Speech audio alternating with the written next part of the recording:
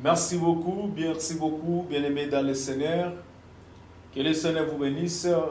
Na pamboli Nzambe, ndenge tout le monde susu na ngonga oyo liboso ya ba télévision na bino na tongwa lelo Nzambe na lola apambola yo moto zola nanga Nzambe na lola azongiselo ya mingi pesa confiance na Nzambe ozala jamais déçu bien-aimé na bete moment oyo zola nanga batebele oza lozobima ozana parcours ozosala tongwa lelo mais pesa na quelques minutes initi wana bien-aimé ezali poto solola poto bana ko exhorter yo na tongwa lelo tango ozobima oza déjà na quelque chose vous allez remplir la puissance du Saint-Esprit vous allez remplir na nguya ya molimo santu pour permettre que pisiko ozokende oye bana kolonga bien-aimé dans le Seigneur ye Seigneur na yo yeba ete partout ozotambola mokili oyo ozofanda mabele ozonyata ezana bato bazodomine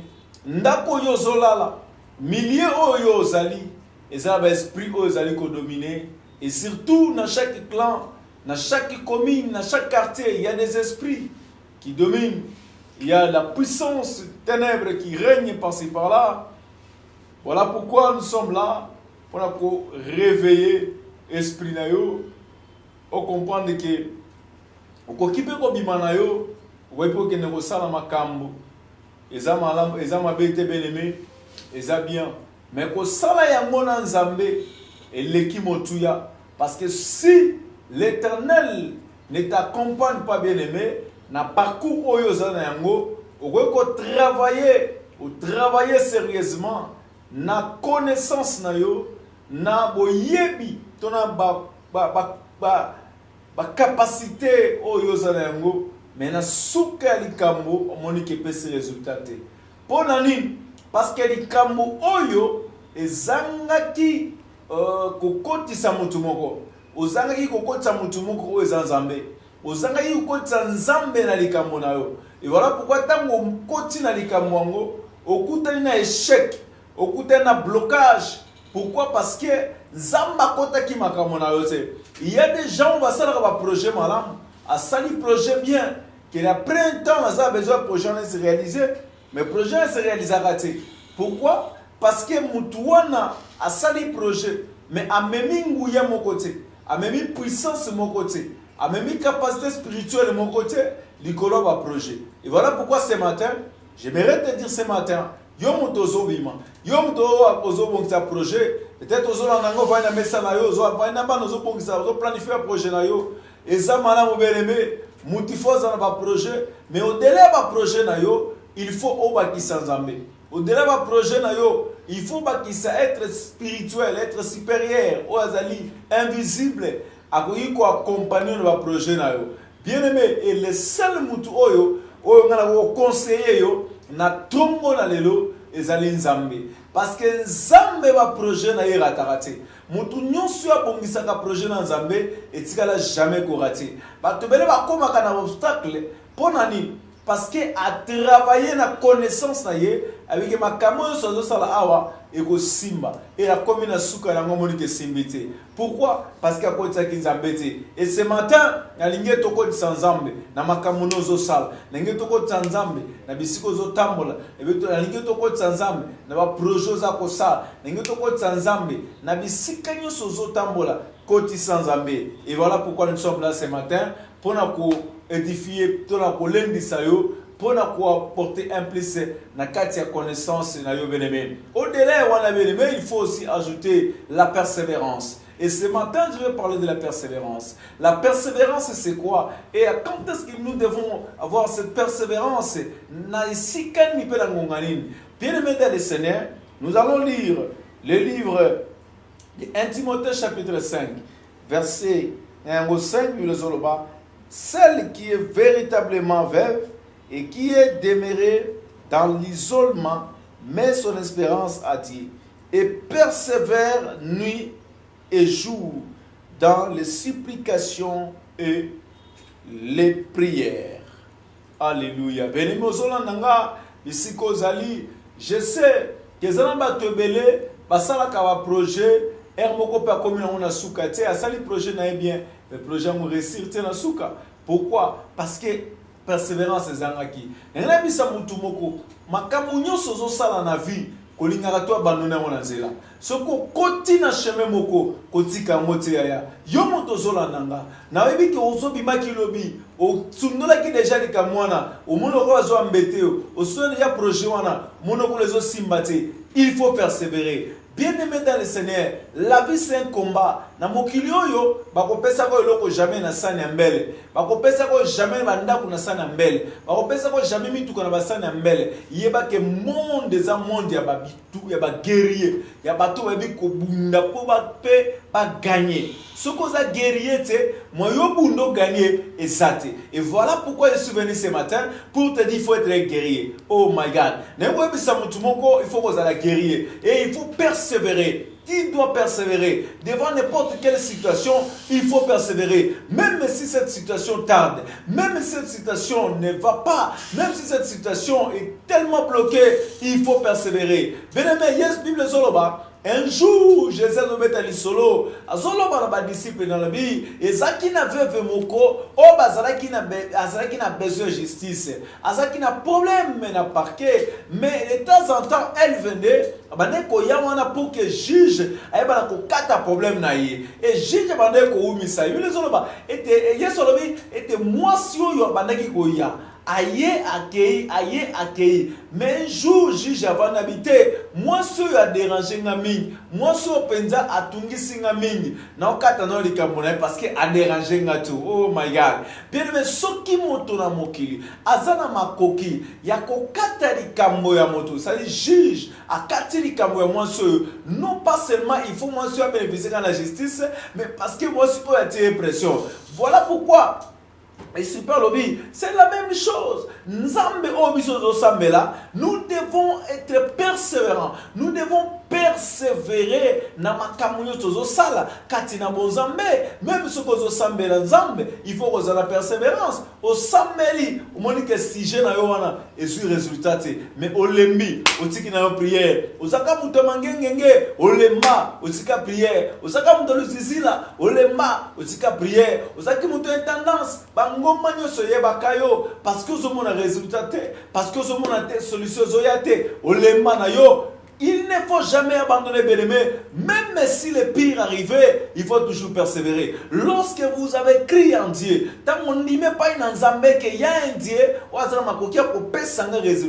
il faut persévérer. Le col ensemble il faut toujours demeurer dans la persévérance. Le col ensemble bâti qu'on va comme on a été. Il campi qu'on a problème aux anango. Il y a aux anakati à mariage, aux anakati à libala, aux hommes on a complications, aux hommes on a bitumba, aux hommes on a libala.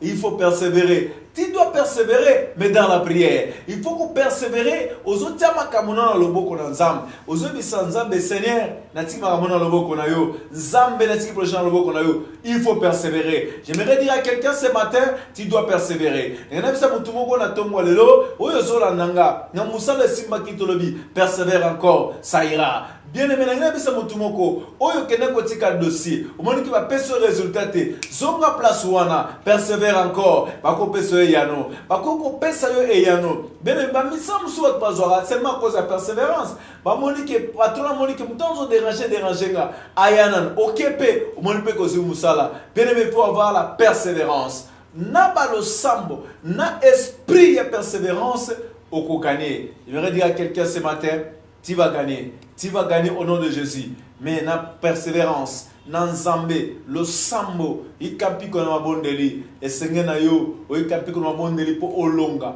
ou kolonga bien-aimé, bitumba oyo sana yango. Quel que soit bitumba oyo zaliko se présenter. Voilà pourquoi on a ici la vie c'est un combat.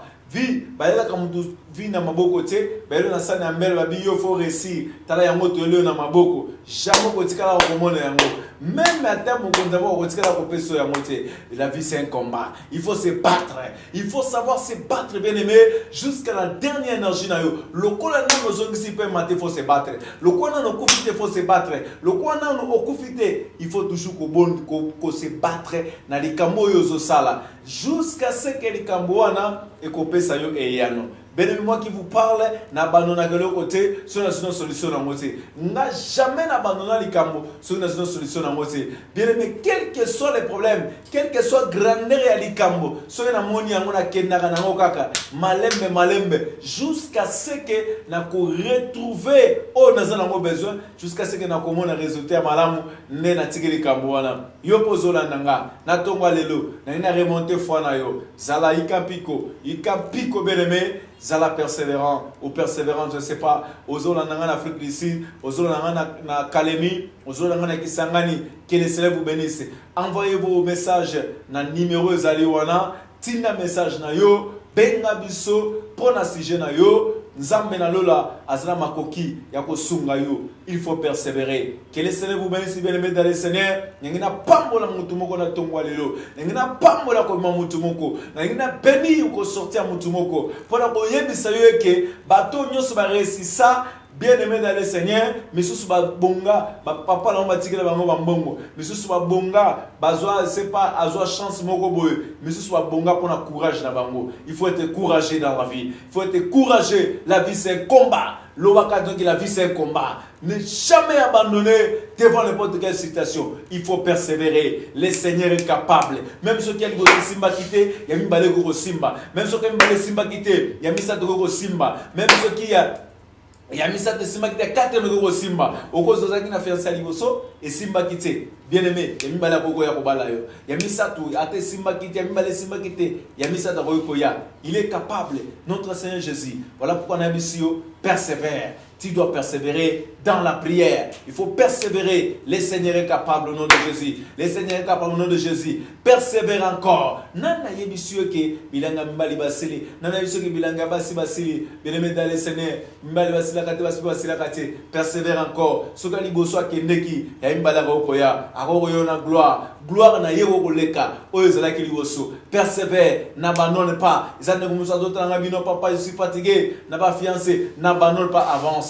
Il y a un jour, la vie c'est un combat. Il y a un jour où on fait pour se préviter. Nzamba seki singa. Lokola Mike Lambaya yemba. Albi nzamba seki singa. Nzamba kolmoko nzamba ko seki sayo. Oko komelanga message. Oko benwa bi papa nzamba seki singa. Persévère encore. Persévère encore. La vie c'est un combat. Persévère encore. Motozo mona zotia mungu na kata fiancé na yo. Persévère encore. Oko gagner. Oko gagner bien-aimé. Quoi abandonner. Avance. Avance avec la foi, avance avec le Seigneur, quelque chose va se passer. Au nom de Jésus. Que le Seigneur vous bénisse.